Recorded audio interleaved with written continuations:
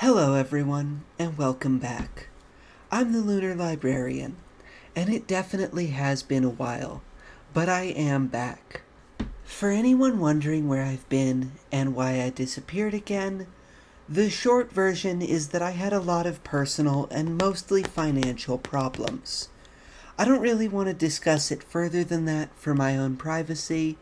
All you really need to know is that I am actually back this time, and I'm going to do my best to hold myself to that. With that out of the way, let's get into today's case, which is an especially strange one. Today, I'll be covering the case of Charles Rogers, known as the Icebox Killer. Rogers was the sole suspect in the brutal double murder of his parents in 1965, although I should note that he was never convicted, as he disappeared without a trace soon after the crime. He has also been the subject of conspiracy theories regarding John F. Kennedy's assassination, owing to his reclusive tendencies, connections to the intelligence community, and potential personal knowledge of Lee Harvey Oswald. So if that sounds interesting, then stay tuned. I'm the Lunar Librarian, and this is the case of Houston's Icebox Killer. Usually, this would be the part of the video where I cover the subject's early life. However, today that is a little more difficult. Outside of a birth certificate proving his date and location of birth, there is almost no written record of Rogers' childhood, or indeed his life at all. What we know for sure is that Charles Rogers was born on December 30th, 1921, to Fred and Edwina Rogers in Houston, Texas. We also know that he grew up in Texas, and that he was accepted into Texas A&M University in 1942, although he only attended the school for a month before he dropped out. With the Second World War raging, Rogers decided to join the U.S. Navy instead of attending college. Here, he served as a pilot, flying first for the U.S. Navy Air Corps before being transferred to the Office of Naval Intelligence. Unsurprisingly, whatever Rogers did for the ONI has never been declassified, assuming any record of it still exists at all. However, given his previous flight training and service record with the Navy Air Corps, it is most likely that Rogers served as a pilot in some capacity, probably responsible for aerial reconnaissance. Sometime after he was discharged from the Navy, Rogers returned to school, this time attending the University of Houston and earning a bachelor's degree in nuclear physics. After graduating, he began working as a seismologist for Shell Oil in 1948. Rogers worked for Shell for approximately 9 years, before abruptly quitting his job in 1957, offering no explanation as to why. During the mid-1950s, Rogers also joined the Civil Air Patrol, the official civilian auxiliary of the United States Air Force. While in the Air Patrol, Rogers became friends with David Ferrie, a man who has been implicated by conspiracy theorists in the assassination of President Kennedy. Rogers could have also met Lee Harvey Oswald through the Civil Air Patrol. Ferrie and Oswald served in the same unit within the CAP, which means that he certainly would have been around Rogers and Ferrie. But whether Rogers and Oswald ever had any meaningful interaction is unknown, and probably unlikely. These connections have nevertheless made Rogers the subject of conspiracy theories regarding John F. Kennedy's assassination, something which we will discuss later in the video. Outside of this information, details regarding Rogers' life before the murder of his parents are incredibly sparse. After he quit his job with Shell Oil, his activity is almost impossible to trace. This is because Rogers had extremely reclusive tendencies, which were exacerbated by his unemployment. Sometime between 1957 and 1965, Charles moved back into his parents' home in Houston. Here, he spent all his time locked inside his bedroom, usually communicating with his parents by passing notes through the door. This is not to say Charles remained locked in the house all the time. Rogers would frequently leave before dawn and would not return until well after the sun had set. His parents' neighbors had no interaction with him, and in fact, most were completely unaware Charles was even living with his parents at all. What Charles was doing while he was out of the house is completely unknown. Presumably, some of this time would have been spent on his responsibilities at the Civil Air Patrol. However, this would not account for the entirety of his time spent away from the home. Whatever he was doing, he was intensely private about it. Charles did not speak to any of his neighbors, had no friends, at least none who were willing to speak to the press, and had no records of employment during this time. I know this isn't as extensive as some of the biographies I've done on this channel, but that is really all I could piece together regarding Charles Rogers' early life. This isn't necessarily unusual. Before the proliferation of social media and security cameras, most people did have little record of their existence unless they were either famous enough to be covered by the media or kept their own journal of the events in their life. And Charles Rogers was neither. No journals of his have ever been discovered, either by law enforcement or anyone else, which makes the personal record of his life impossible. And since Rogers kept no records of his own, and his career as a relatively unassuming seismologist didn't earn him any attention from the media until well after he had disappeared, it is not surprising that there are few details of Rogers' life before he became a person of interest. What we can discern is that by 1965, Charles Rogers had retreated from the world almost entirely. So much so that written notes between him and his parents seemed to be the only social interaction in his life at the time. On June 23, 1965, Fred and Edwina's neighbors called the police, concerned that they hadn't seen the couple in several days. 2 officers were dispatched to the Rogers' household to conduct a welfare check. These officers discovered Fred and Edwina Rogers' mutilated bodies inside of the house, with Charles Rogers nowhere to be found. The couple had been beaten with a claw hammer, and their remains were found butchered, with police discovering their dismembered heads, as well as the remains of the 2 wrapped like meat, in the refrigerator. One officer initially believed that the meat had belonged to a pig, before realizing that it was in fact the couple they had been sent to check on. Autopsies determined that they had been killed on June 20th, 3 days before being discovered. The house had been thoroughly cleaned, with almost no blood being discovered around the building, the small amount that was found concentrated in Charles's room, alongside a blood-stained saw, presumably used in the dismemberment of the couple.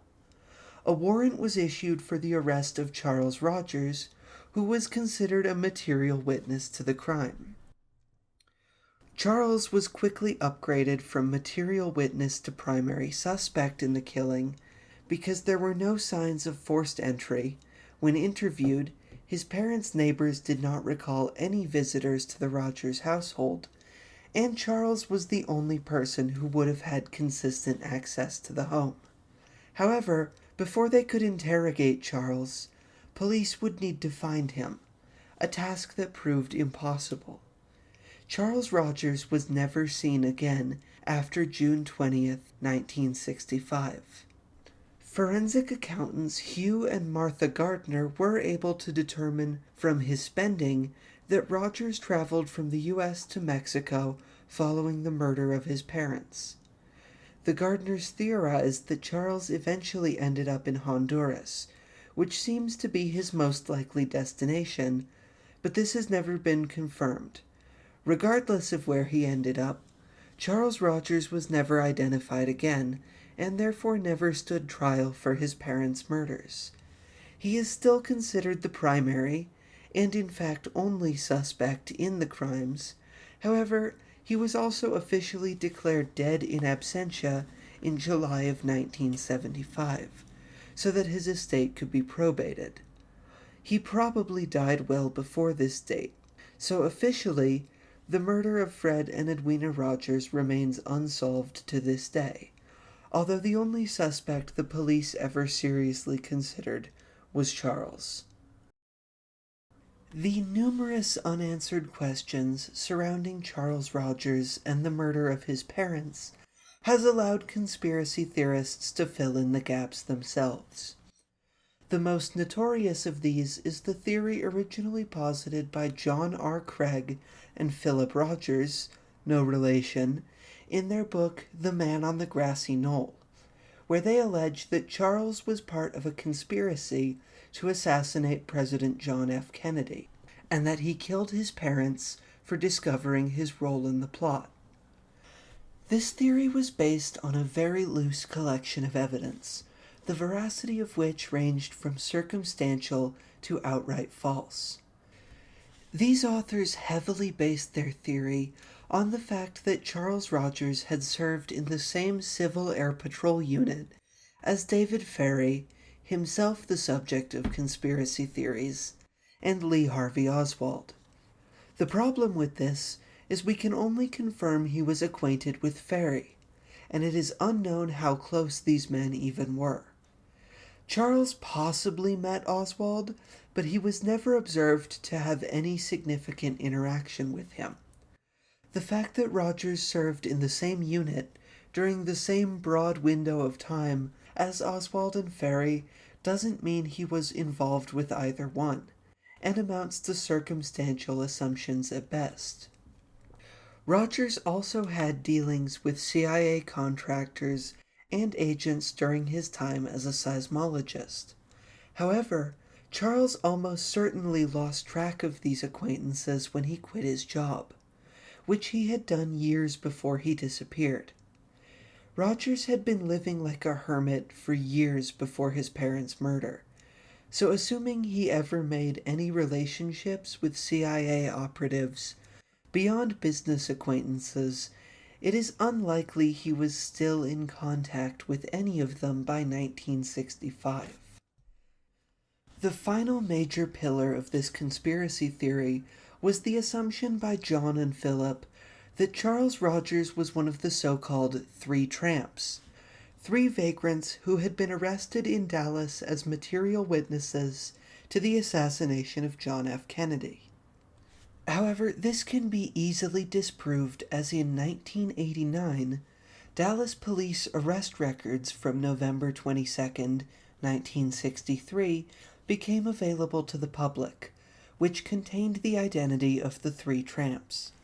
These men were identified from their arrest records as Gus Abrams, Harold Doyle, and John Gedney, three vagrants who had been sleeping in the rail yard they had been arrested in. The three were arrested, held as material witnesses, and released shortly after, when it became evident they had no involvement in the president's death, nor information regarding the murder. More importantly for this video, it proves that Charles Rogers was not among these three men, making his involvement in the president's killing even less likely.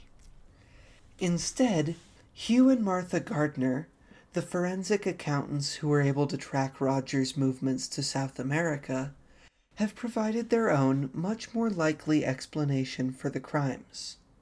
According to the pair, Charles Rogers' parents had been exploiting him for his savings. Allegedly, according to the Gardners, Fred Rogers had been stealing large amounts of money from Charles's savings account. When Charles discovered that he had been robbed by his own father, the Gardners alleged that he plotted and eventually followed through with their murder, before leveraging his connections within the Air Patrol to secure a plane and escape, flying south into Mexico before fleeing to Honduras. This theory, to me at least, seems the most probable. Rogers was, by every account I could find, very unwell in 1965. He would also have accumulated respectable savings from his career in the oil industry. These factors would have left him vulnerable to exploitation, especially from someone in his family.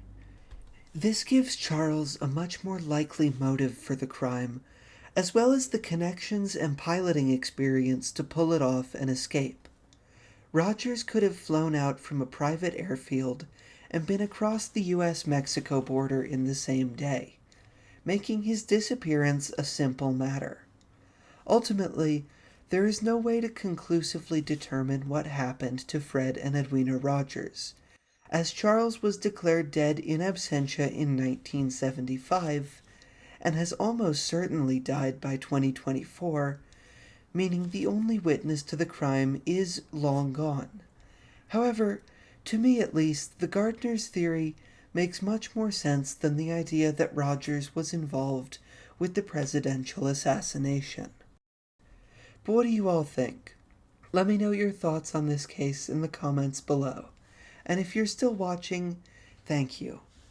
I know I haven't been the best at putting consistent uploads out, and I can't honestly promise that will change going forward, but if you found this video interesting, feel free to subscribe. It really does help me out, but more than that, I honestly appreciate everyone who finds the topics I cover interesting enough to stick around, even after this pretty bad content drought that I've been on. So, until next time, which will hopefully be sooner rather than later, I've been the Lunar Librarian. Thank you all again, and goodbye.